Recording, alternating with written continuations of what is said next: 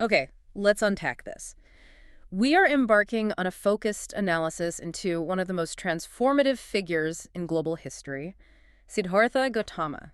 Mm. This religious teacher and wandering ascetic who was active in South Asia during the 6th or 5th century BCE is recognized as the founder of the massive spiritual tradition we know as Buddhism. Right. For anyone seeking a foundational understanding of the Dharma, Gautama's life and immediate context are, well, they're the definitive starting point. And our mandate today is clear.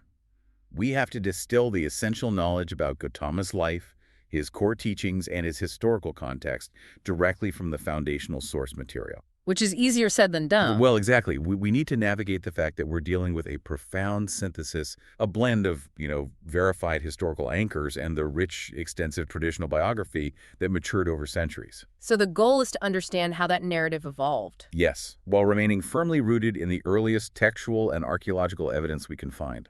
The initial identity is rooted in his origin story. Born in Lumbini to royal parents of the Shakya clan. But the tradition and history, it all hinges on his choice to abandon that privileged life. That renunciation sets the stage for absolutely everything that follows. I mean, the man who's born Siddhartha Gautama spent years undertaking intense spiritual practices. We're talking mendicancy, extreme asceticism. And rigorous meditation. This pursuit culminated in him achieving nirvana at Bodh Gaya. This profound realization, attaining freedom from the fundamental causes of suffering, ignorance, and craving, that is what bestowed upon him the title Buddha. Which literally means... the awakened one. And the sources we rely on are complex. They cover a significant span of time. They do. We draw heavily on the primary textual records, primarily the Pali Suttas, which are believed to contain the oldest strata of his teachings. And there's good reason to believe that, right? Oh, yes. A scholar like Oscar von Hinüber, for example, points out that the Pali texts often retain these extremely archaic place names and subtle historical details that align perfectly with the 5th century BCE context. So there's internal evidence. And then we have essential physical evidence, like the early rock inscriptions, Emperor Ashoka's edicts from the 3rd century BCE, which give us critical external confirmation. And then much later, we get the full stories. Right. Later definitive works, such as the Sanskrit epic Buddhakarita by Ajigo, give us the full, traditional, and highly revered biographical narrative that most people are familiar with. That transition takes us directly into our second key area, nomenclature. When people approach this figure, the immediate challenge is just the sheer number of names and titles. He wasn't simply the Buddha from birth. Precisely. And each name provides a specific historical or metaphysical lens. Siddhartha was his personal name, a Sanskrit term which literally translates to he who achieves his goal. And Gautama. That was his clan name, meaning descendant of Gautama. Or sometimes it's interpreted as one who has the most light. Together, Siddhartha Gautama identifies the man. So in the older texts, that's what we see. Often, yes. In the older textual traditions, particularly in Sri Lanka and Southeast Asia, he's frequently referred to as Gautama Buddha, or sometimes the renunciate Samana Gautama. And when we use the term Buddha, we're strictly using a functional title. That is absolutely critical to understand. Buddha is purely a title signifying a realized state. It means awakened one or enlightened one, and it's derived from the Pali root Bud, which implies to wake up or to know. It's the attainment of Bodhi. The attainment of Bodhi awakening. But perhaps the most profound and self-referential term he used in the Pali canon was Tathagata. Tathagata. Now, this is notoriously difficult to translate. What depth does that term carry? It's very deep. The term translates roughly as one who has thus gone, or one who has thus come. Its profound ambiguity signifies a being whose essential nature is beyond the limitations of conditioned reality. So by using it, he's making a statement about his own nature. He is. By calling himself Tathagata, he asserts he is beyond all transitory phenomena, beyond all conditioned coming and going. The texts even state that a Tathagata is immeasurable, unfathomable, and inscrutable. Meaning he can't be grasped through normal concepts. Exactly. Not through concepts tied to the physical world. It subtly lays the groundwork for the more cosmic interpretations of his being that we will definitely discuss later on. For those looking for solid historical confirmation, we really rely heavily on the title Shakyamuni. Shakyamuni, the sage of the Shakyas, is arguably our strongest historical anchor. And why is that? Because this specific title appears on Emperor Ashoka's famed Lumbini pillar inscription, which dates to circa 250 BCE. That inscription marks the site of his birth and is one of the oldest surviving written records mentioning him by any title, directly linking the historical figure to his clan identity. In the canonical texts, those names are almost always accompanied by an exhaustive list of epithets that describe his spiritual stature. Yes, and the list is meant to provide a complete picture of his perfected qualities. The texts frequently cite terms like Bhagavato or the Blessed One, often paired with Tathagata. There are others too. Many others. There is Samasambuddho, signifying perfectly self-awakened, which means he attained awakening without relying on any teacher. Others include Araham, worthy of homage, implying he is completely free from defilements, and Vijakarana Sampanno. What does that one mean? It means endowed with higher knowledge and ideal conduct. The sheer volume of these epithets establishes him not just as a teacher, but as a being of supreme moral and spiritual attainment. Okay, let's pivot to the timeline, because for listeners trying to place him historically, the dating is genuinely confusing. There are no contemporary written records. No, not at all. So we're dealing with two competing chronologies. We are, and it's a critical scholarly problem. We have to rely on two traditional systems. The long chronology, which was widely accepted for centuries, places his death 218 years before Ashoka's coronation, Which gives us a lifespan of... roughly 566 to 486 BCE. But then there's the short chronology, which places his death only about 100 years before Ashoka's coronation, yielding a much later lifespan, around 448 to 368 BCE. Why do modern scholars tend to lean towards the short chronology, or at least a date closer to it? The preference really stems from external validation provided by Greek sources regarding the Mauryan Empire. Scholars have a relatively firm date for Ashoka's reign based on his correspondences with Hellenistic rulers, which are documented in Greek records. So we're using outside data to calibrate the Buddhist timeline. That's the idea.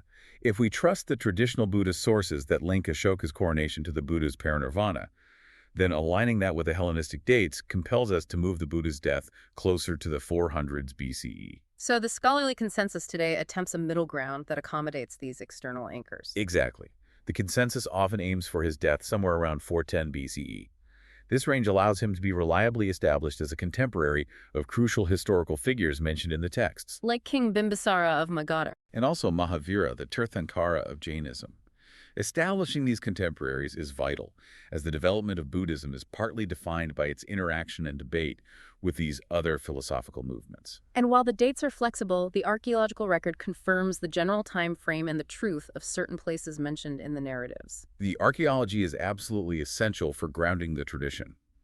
The relic stupa of Vaishali, for instance, in Bihar, is considered the earliest archaeologically known stupa. What makes it so significant? Its core structure predates the 3rd century BCE Mauryan expansions, which aligns perfectly with the early tradition that the Buddha's relics were distributed among 8 clans shortly after his death. The later redistribution of these relics by Ashoka, which is mentioned in tradition, also aligns with the archaeological observation that the relics at Vaishali were removed and then replaced. What about the physical site of his birth? That seems like a pretty important one to pin down. It is. The site of Lumbini, now in modern Nepal, is confirmed not only by Ashoka's pillar, but also by recent excavations. A small wooden shrine was found there, and it was dated, potentially, to the 6th century BCE. That's very early. It is. And the structure contained traces of tree roots, which may point to the pre-Buddhist practice of tree veneration among the Shakyas, perhaps indicating the sacred grove where he was born. This physical evidence really solidifies the geographical and cultural context of his early life. Transitioning to our third area, let's explore that cultural context, the socio-political environment of Greater Magadha. We can't view him as emerging from the heartland of established Hindu Vedic culture. No, that distinction is paramount. The Shakya clan resided on the geographical and cultural periphery of the eastern Indian subcontinent in the 5th century BCE. Near the Himalayas. Right near the foothills. And their structure was likely an oligarchy or a republic where his father, Suddhodana, functioned as an elected chief or raja rather than a hereditary, divinely sanctioned king. And crucially, they were seen as outsiders by the Brahmanic establishment. Yes, critically. Brahmanic texts often categorize the Shakyas as non-Vedic, placing them in the region that scholar Johannes Bronkhorst termed Greater Magadha. What were the key characteristics of the religious life of the Shakyas? How did they diverge from the Vedic norms? Well, the Shakyas had distinct indigenous practices. They revered sacred trees and groves, and they worshipped local spirits like the Yakshas tree spirits and Nagas, which were serpent beings. Which connects to the Bodhi tree later on. It's a powerful echo, isn't it? Yeah. The extraordinary significance placed on the Bodhi tree in the Buddhist tradition, the very location of his awakening, is a direct continuation of this earlier non-Vedic Shakya veneration. This regional culture was just very receptive to non-Brahmanical religious expression, which paved the way for the Buddha's teachings. And this cultural environment was experiencing massive intellectual ferment, the Shraman movement. The Shravana movement defined the age. The term Shraman means one who exerts himself, for spiritual purposes. These were renunciate traditions, including Jainism, Ajivika, and Ajnana, that flourished alongside the dominant, ritual-focused Vedic Brahmanism. So the Buddha was not operating in a vacuum. Not at all. He was one of many influential thinkers, constantly engaging in debate with adherents of these other schools. These are often referred to in texts like the Brahmajala Sutta, which actually catalogs 62 such philosophical views. Was the Buddha's movement fundamentally a reaction against Brahmanism? It was more complex than a simple reaction. It was more a rigorous reform within the broader Shramana tradition. What's the key difference? While Brahmanism focused on ritual, lineage, and the authority of the Vedas, the Shramana schools emphasized individual effort, ascetic discipline, and immediate liberation through ethical and psychological transformation. And his own teachers were part of this. Exactly. Even the Buddha's two early, pivotal teachers, Arachakalama and Udraka Ramaputta, who practiced the sophisticated meditative dhyanas, were part of this wider renunciate movement. It confirms that the Buddha was learning from and then refining existing practices. This philosophical shift also coincided with major societal upheaval. Absolutely. The rise of Buddhism occurred during the second urbanization of the Ganges Basin. As new cities grew, old tribal structures dissolved, and new forms of trade and commerce emerged. Creating an urban environment where caste was less relevant. Less immediately relevant than, say, economic success or moral behavior. Both Buddhism and Jainism found enormous success in these urban centers, precisely because they opposed the Brahmanical emphasis on birth and caste hierarchy. So his message was perfectly timed. Perfectly timed. His egalitarian message offered a path based on merit and moral action that resonated very strongly with the mercantile class and urban populations. Let's turn now to the core narrative, our fourth area of discussion, the transformative journey itself. The sources present different motivations for his renunciation. They do. The earliest canonical sources, like the Aryapariyas and the Sutta, the Discourse on the Noble Search, they tend to focus on an internal existential motivation. What was that motivation? The core insight was the profound realization that life, even a royal life, was inescapably subject to the four universal conditions: birth, aging, sickness, and death.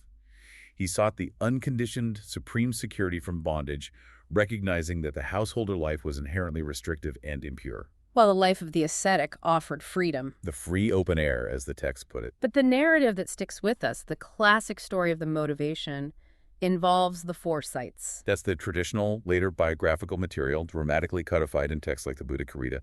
This version emphasizes that Siddhartha was a sheltered prince, deliberately shielded from all suffering. And his charioteer, Channa, shows him the world. Guides him on 4 successive excursions where he witnesses an old man, a sick man, a corpse, and finally a peaceful renunciate. Seeing the reality of suffering, followed by the tranquility of the ascetic, is what shocks him into leaving. So scholars see this as a later addition. Generally, yes. It's agreed this narrative was likely adapted from accounts of previous Buddhas to provide a clear, dramatic catalyst for what's called the Great Departure. The Great Departure itself is marked by enormous sacrifice. It is the defining moment of renunciation. He leaves his wife, Yashodhara, and his son Rahula while they sleep.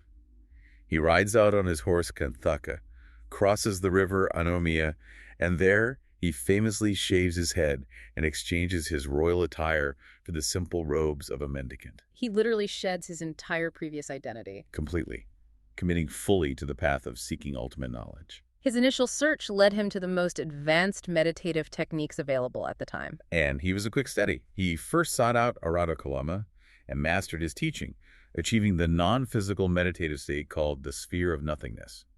This is a profoundly subtle state of mind. But he wasn't satisfied. Not at all. So he sought out Udraka Ramaputta and mastered an even more refined state, the sphere of neither perception nor non-perception. In both instances, he was offered the position of equal teacher. And he rejected them. Why? Because he realized these high states of concentration while very peaceful, were still conditioned. They were impermanent, and they did not lead to nibbana, to permanent liberation. After exhausting the limits of meditation, he made a sharp turn toward asceticism. This was his reaction to the perceived failure of those high states.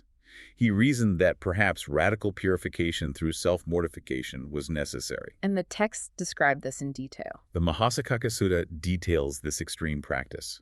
He drastically reduced his food intake, sometimes surviving on a single grain of rice a day, and practiced severe breath control until he became frighteningly emaciated. He reached a point of collapse. He did. His body was so frail that he realized this path was also utterly unproductive. It merely distracted the mind and weakened the body required for the effort. That moment of physical collapse was the genesis of the middle way. Precisely. The realization that both the sensual self-indulgence of his youth and the extreme self-mortification of his ascetic phase were equally futile. That led him to define the middle way. And he accepted food to regain his strength. An offering of milk and rice pudding from the village girl Sujata. The middle way, philosophically, is the path that avoids the extremes of indulgence and suffering, favoring instead a balanced approach to ethical conduct, mental discipline, and wisdom. With his strength restored, he returned to meditation, realizing dhyana was the true vehicle. He sat under the now famous Bodhi tree in Bodh Gaya, and he was determined not to move until he reached his goal. The process involved achieving the 4 dhyas, progressively deeper states of meditative absorption, characterized by detachment and equanimity. And these states led to the 3 higher knowledges. Yes, the Tavijja, the ability to recall countless past lives, the divine eye, which is insight into the karmic destiny of all beings, and finally the ultimate insight, the extinction of all mental intoxicants, the asavas. The culmination was full awakening, samma sambodhi. That culmination was the insight into the 4 noble truths, achieving nirvana. This state is not annihilation. It is the extinguishing of the fires of desire, hatred, and delusion. And the biographical texts frame this as a cosmic battle. They do. They describe the assaults and temptations launched by Mara, the personification of desire and death, who tried desperately to prevent the Buddha's liberation. Mara attempted violence, temptation, psychological warfare, all of which the Buddha calmly repelled, calling the earth goddess as his witness before completing his awakening. This triumph brings us to the essence of the teaching, the Dharma, our 5th area of discussion. Now, immediately after awakening, he hesitated to teach. He believed the truth was too profound. This moment where the deity Brahma Sahampati intervenes and convinces him to teach really underscores the immense subtlety and difficulty of the Dharma. The Buddha felt that beings trapped by desire and greed would simply fail to grasp the truth that all things are conditioned and impermanent. So Brahma persuaded him, arguing that there were some beings with little dust in their eyes who would understand. This established the compassionate mission. He would teach those capable of hearing the message. He then traveled to Sarnath to deliver his first sermon to the 5 companions who had previously rejected him. The entire system is built upon the foundation of dukkha. Dukkha is the core reality of samsara, the cycle of suffering and rebirth. While it's commonly translated as suffering, that term is often, insufficient. It's more than just pain. Much more. It means unsatisfactoriness, unease, or pervasive stress. The sources elaborate that dukkha operates on 3 distinct levels. What are those 3 levels of dukkha? Okay, first we have dukkha. This is the suffering of suffering, the obvious pain, grief, sickness, old age, the things we all recognize. The second is more subtle. Second is viparinama dukkha, the suffering of change. This is the understanding that even happiness or pleasure is ultimately a form of suffering because it's impermanent. As soon as pleasure ends, anxiety or craving or disappointment arise in its place. And the third type is the most profound. That is sankhara dukkha, the suffering of conditioned existence. This is the pervasive unsatisfactoriness of all conditioned phenomena, the realization that everything we cling to is fundamentally unreliable. We suffer not just because we are sick, but because the very processes of our existence, our mind, our body, our thoughts, are unstable and temporary, leading to this inevitable unease. Realizing that is the beginning of wisdom. The realization that all life processes are rooted in this instability is absolutely the beginning of wisdom. The mechanisms of samsara are governed by karma, but the Buddha's definition was revolutionary. It fundamentally shifted the focus. In the older Vedic context, karma often referred to ritual action and its outcome. The Buddha asserted that karma is primarily mental intention. He said it outright. Famously, he stated, "By karma, I mean intention." This is a deeply psychological and ethical move. It means the moral weight of any thought, word, or deed is determined not by the physical act itself, but by the consciousness, the motivation, the intention that drives it. That distinction has massive practical ethical implications. It does. Consider two actions: accidentally causing harm versus deliberately causing harm. In the older context, the negative outcome might carry a similar karmic weight.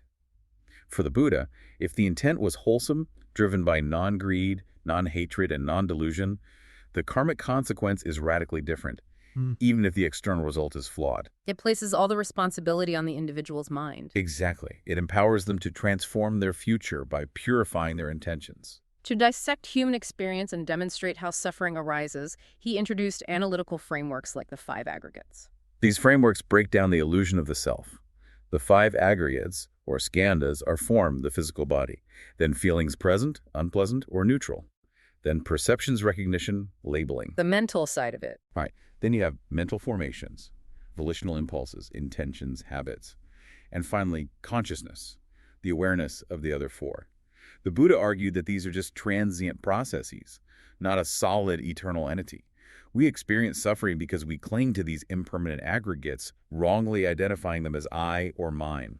And the causal mechanism for this suffering is explained by dependent origination, pakkasamuppada. We can't dismiss this as too complex. We really need to understand the basic mechanism. It is complex, but it is the core intellectual achievement of the Dharma. Dependent origination is the detailed causal explanation. All phenomena arise and exist only dependent upon pre-existing conditioning factors. The basic, concise formula is, it being thus, this comes about. Can we break down just the initial 3 or 4 links to illustrate how the cycle begins? Of course. We begin with ignorance, avijja, which is fundamentally not knowing the Four Noble Truths. Conditioned by that ignorance are formations, sankharas, the intentional karmic impulses generated by the mind. And that leads to awareness. Yes. Conditioned by formations is consciousness, vinyega, the initial moment of sensory awareness. And conditioned by consciousness is name form, namarupa, which is the integration of mental, name, and physical form processes, essentially the basic components of what we call a person. And the chain continues from there. Link by link, explaining how contact leads to feeling, feeling to craving, and craving inevitably to suffering. The entire structure of suffering arises from this chain of conditionality. And the ultimate philosophical conclusion of all this conditionality is anatta, no self. This is the most challenging concept for many listeners, and the pinnacle of the Buddha's philosophical departure from earlier Indian traditions. Anatta means there is no unchanging Atman, no permanent soul, no eternal self underlying the five aggregates. Because everything is a process. Exactly. Since all mental and physical processes are impermanent, conditioned, and subject to decay, they cannot constitute an eternal self. The person is simply a continuous, complex flow of these causal processes. If there is no permanent self, how does rebirth function? Who or what moves from one life to the next? That is the crucial question that distinguishes the Buddhist middle way. The Buddha rejected both eternalism, the belief in a permanent, continuing soul, and annihilationism, the belief that the person is totally destroyed at death. So what is reborn? Anatta teaches that what is reborn is the causal flow of karma and consciousness. Think of it like lighting one candle flame from another. The second flame is not the same as the first, but it is directly conditioned by it. There is causal continuity, but no substantial identity. The person is a process, not a substance. Precisely. This perspective, rejecting the extremes of permanence and non-existence, defines the true philosophical application of the middle way.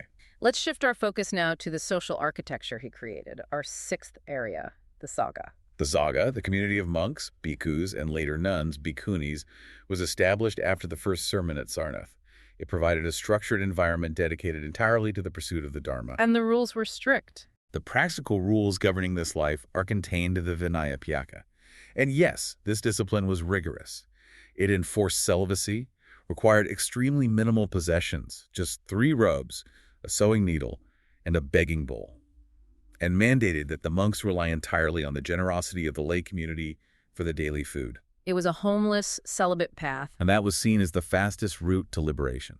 The social structure of the Saya was radical for the time, especially regarding caste. It was profoundly egalitarian. The Buddha actively and explicitly critiqued the dominant Brahmanical claim that caste status was divinely ordained or based on inherent superiority of birth. He used logic to refute it. Not divine revelation, no. In the Vasudha Sutta, he argued that the essential differences among humans are found in their moral actions and their occupations, not in the circumstances of their birth. He concluded, not by birth one is a Brahmin, by moral action one is a Brahmin. And what was the practical implication of joining the order? Anyone from any caste, including untouchables, merchants, and Brahmins, was welcome to join the Sangha. However, upon ordination, they immediately renounced all previous caste affiliations. They became simply a monk, a bhikkhu. A spiritual democracy. Which stood in stark contrast to the rigidly hierarchical society of Greater Magadha. How did the Buddha articulate his views on governance and political philosophy? He held a somewhat deflationary view of political power.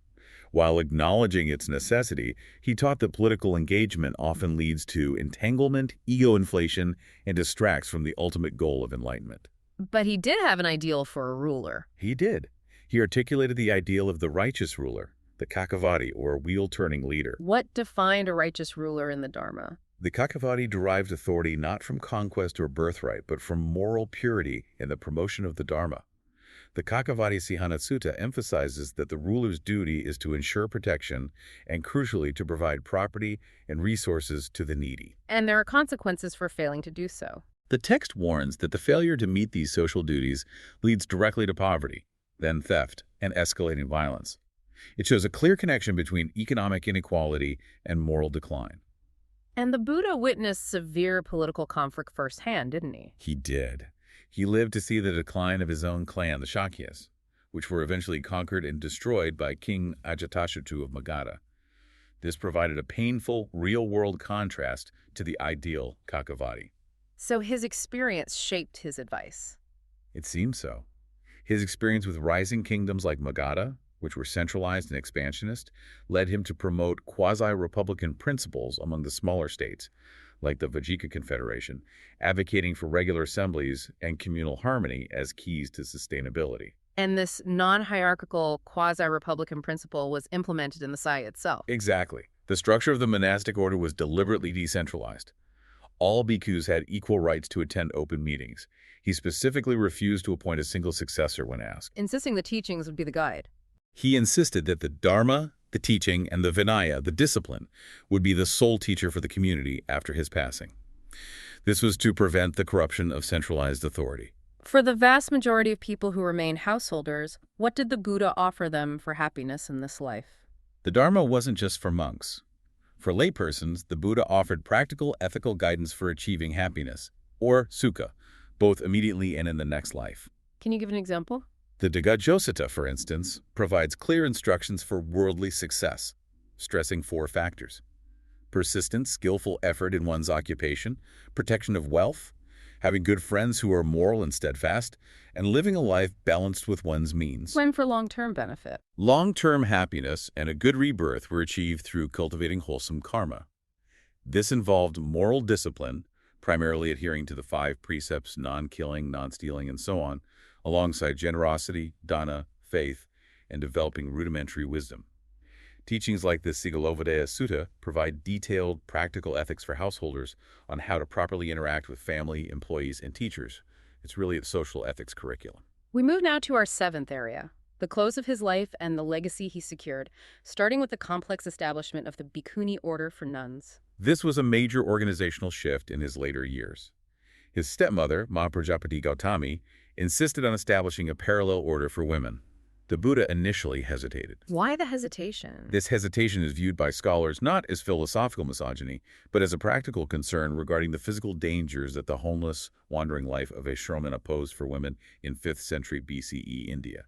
He feared the stability of the entire organization might be compromised. How was he persuaded? His trusted attendant, Ananda, intervened.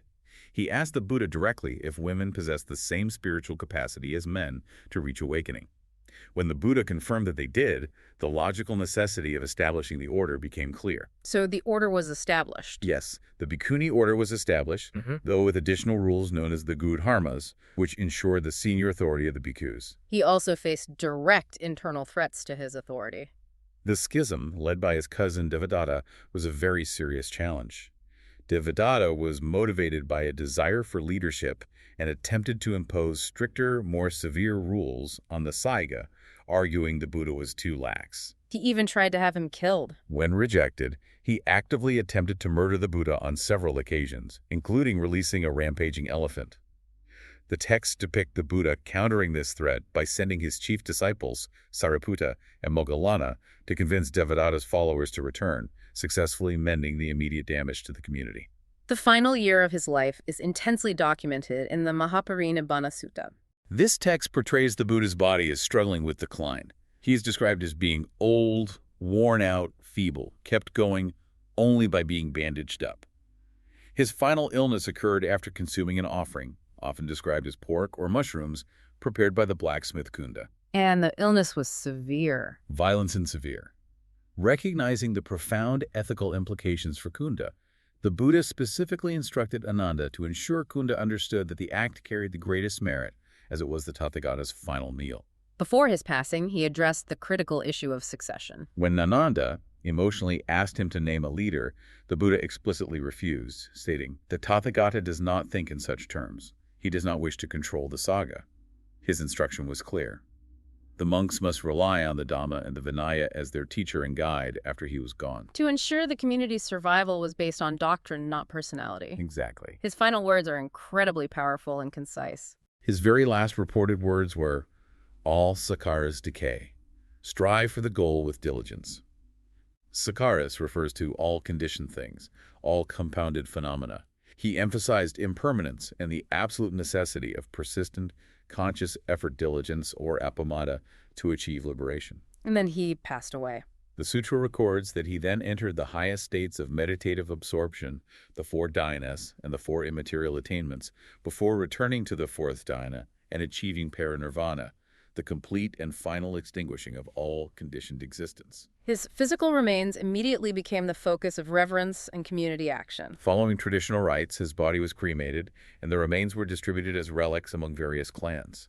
These relics were then enshrined in massive memorial mounds, or stupas, across North India. This act of enshrining the relics provided the community with physical objects of reverence and solidified the spread of the Dharma. And it prompted the preservation of his teachings. Yes. The need to preserve his teachings led to the First Buddhist Council, convened shortly afterward under the leadership of Mahakassapa, to collectively recite and finalize the canonical texts of the Dharma and the Vinaya. Finally, we turn to our 8th area, the enduring image, looking beyond the historical man to the cosmic figure revered in later traditions. This transformation is perhaps the most fascinating theological shift. It is most prominent in Mahayana Buddhism. Later scriptures move away from the image of the human teacher who achieved enlightenment under a tree to a cosmic eternal figure. And the historical Siddhartha Gautama is reinterpreted as a nirmatakya, or a magically projected emanation body. So his birth and death are merely teaching tools. Precisely.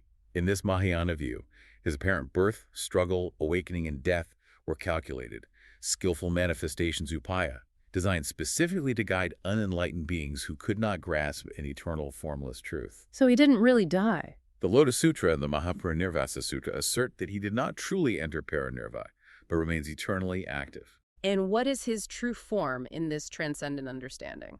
His true identity is the Dharmakaya, the formless body of ultimate reality, which is eternal, unconditioned, and beyond description. The Trikaya framework, the 3 bodies of the Buddha, the historical Nirmakaya, the celestial Sambhogakaya, or enjoyment body, and the ultimate Dharmakaya firmly establishes him as a being whose compassion and wisdom permeate all worlds, existing outside of time. This transcendent stature eventually led to his integration into other major world religions. This is a classic example of syncretism. In India, as Buddhism gradually declined, Gautama was incorporated into Vaishnavism as the 9th avatar of Vishnu. This development is often seen by scholars as an ambiguous political and theological move aimed at absorbing or neutralizing the distinct appeal of Buddhism within the evolving Hindu tradition. And we find echoes of his story even reaching Abrahamic faiths. That's correct. The figure of the Christian Saint Josaphat, whose story is documented in medieval texts like Barlaam and Josaphat, is historically derived from the term bodhisattva. How did that happen? The transmission occurred via Arabic, where bodhisattva was corrupted into Buddhasav, then into Yudasav, and eventually Josaphat. The entire narrative mirrors the Buddha's life story. the prince shielded from suffering who eventually renounces the world. What about the Islamic perspective? Muslim scholars across history were certainly aware of the Buddha, identifying him as Bud or Shakyamuni. Some Muslim scholars, particularly in later centuries, theorized that he was one of the many unmentioned prophets, or Nabi, of Islam. Is there specific evidence cited for that? Well, the scholar Muhammad Hamidullah even linked his enlightenment under the fig tree to a specific oath taken in the Quran Surah 95.1, referencing the fig tree, suggesting the Buddha might be identifiable with the prophet Dhu al-Kifli. These cross-religious connections just demonstrate the immense global reach of his influence. This comprehensive analysis has really highlighted the essential tension presented in the sources. The human skeptical seeker Siddhartha Gautama, the man who struggled intensely with extreme asceticism and achieved profound insight, versus the cosmic perfected ideal that later traditions revered as the eternal, formless Dharmakaya. And both images define this tradition. It seems, regardless of which image resonates most strongly, the enduring practical message remains the same. Absolutely. His final instruction to the Sangha, to rely on the Dharma and the Vinaya, and to strive for the goal with diligence, is the cornerstone. It emphasizes that because all conditioned things decay, the spiritual path requires ceaseless, conscious effort. The power of that simple directive transcends theological complexity. The framework he established, the Four Noble Truths, the rejection of a permanent self, the centrality of intentional karma, offers a coherent path for liberation. Which raises an important question for you to contemplate as you process this material. Considering that the scholarly community continues to debate the exact earliest core of the teachings and the precise chronology of his life, do the essential principles of the gradual path and the focus on diligence maintain their coherence and practical power for the individual seeker? Regardless of when the specific texts were finally codified. Exactly. The structure he built was designed to rely solely on the truth of the process, not the personality of the teacher.